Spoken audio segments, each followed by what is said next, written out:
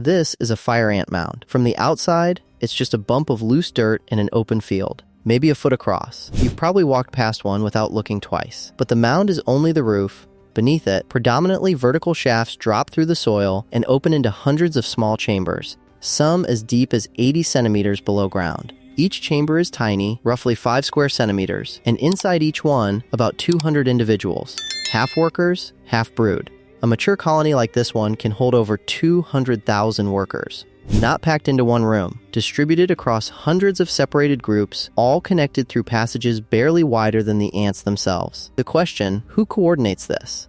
The sun is rising. The answer starts here.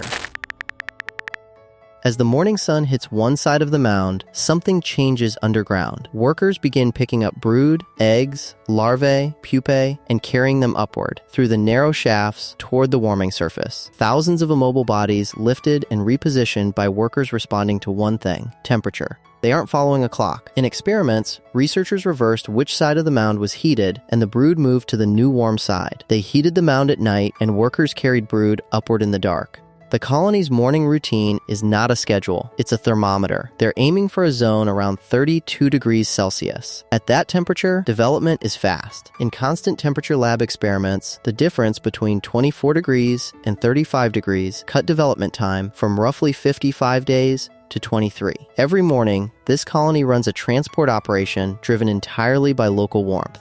No signal from the queen, no central plan, just thousands of workers responding to what they touch. The brood can't do anything for itself. It can't eat, it can't move, it can't clean itself. Every egg, every larva, every pupa depends on workers making physical contact, retrieving, sorting, grooming, feeding, relocating. The nursery looks calm. It's actually a chain of continuous labor that never pauses, and the workers running this chain aren't locked into it forever. When brood demand shifts, older workers, ones that had moved on to other tasks, can revert back to nursing. The roles aren't fixed. The colony reassigns labor based on what's needed. In one laboratory experiment, when humidity dropped below a critical level, workers kept grooming and sorting larvae, but stopped feeding them. The larvae eventually died. That chain of contact is the only thing keeping the brood alive, and none of it is directed from above. But the nursery needs fuel, and fuel comes from outside.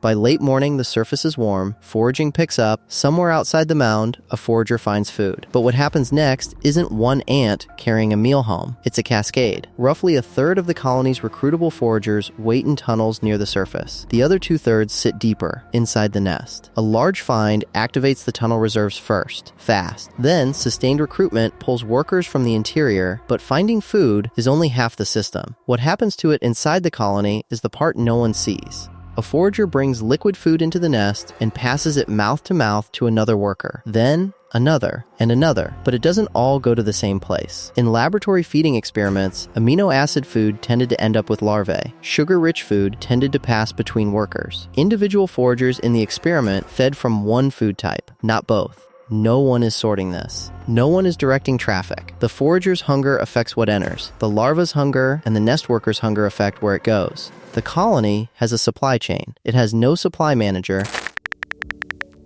Not every worker here is the same size. In a mature colony, roughly 35% of workers are majors, and the largest can weigh 20 times more than the smallest minor. But major doesn't mean soldier. There's no fixed military caste. Tasks shift with age, position, and what the colony needs at the time. A large worker can nurse. A small worker can forage. The labels are human. The colony doesn't use them. The colony feeds its young, transports its brood, distributes its food. It also handles its dead. A worker encounters a body. Antennae make contact. Mandibles follow. Within minutes, the corpse is lifted and carried, not deeper into the nest, but outward, toward a refuse area away from the living chambers. In experiments, every corpse that had been dead for at least 30 minutes was removed within 10 minutes. But the response isn't the same for every body. Fresh corpses from outside the colony, non-nestmates, triggered stronger aggression and faster removal than dead nestmates. The difference is chemical. Workers don't inspect the dead with their eyes, they read the surface with their antennae. Another system running on local chemistry. No instruction, no inspector, just contact, recognition, and removal. Evening is coming. The mound is cooling. The sun drops, the mound cools, and inside, the brood lift reverses. Workers carry larvae and pupae back down, deeper towards stable temperatures. By now, the colony has been running all day. Every system you've watched, transport, feeding, sanitation, has been operating since dawn. It doesn't stop.